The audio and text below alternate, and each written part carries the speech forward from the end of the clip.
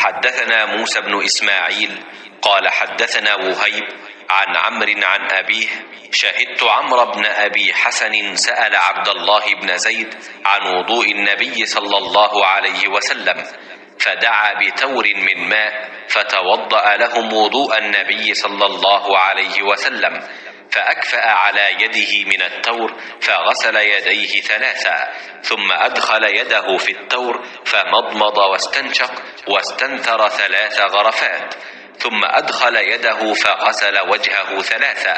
ثم غسل يديه مرتين إلى المرفقين ثم أدخل يده فمسح رأسه فأقبل بهما وأدبر مرة واحدة ثم غسل رجليه إلى الكعبين. تیری خاموشی بھی اذان نیندیں بھی تیری رت جگے تیری حیات پاک کا ہر لمحہ پیغمبر لگے. رسول اللہ صلی اللہ علیہ وآلہ وسلم کے وضو کے بارے میں پوچھا تو انہوں نے پانی کا تشت منگوایا اور ان سے پوچھنے والوں کے لیے رسول اللہ صلی اللہ علیہ وآلہ وسلم کا سا وضو کیا.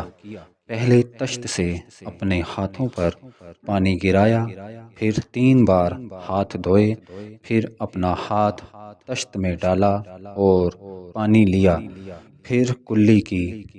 ناک میں پانی ڈالا، ناک صاف کی 3 چلوؤں سے، پھر اپنا ہاتھ تشت میں ڈالا اور 3 مرتبہ منہ دھویا،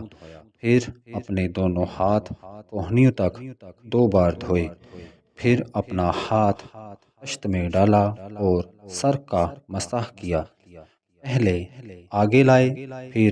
پیچھے لے گئے 1 بار، پھر ٹخنوں تک اپنے دونوں پاؤں دھوئے. صحیح بخاری حدیث نمبر 186. نیندیں بھی تیری رت جگے تیری حیات پاک کا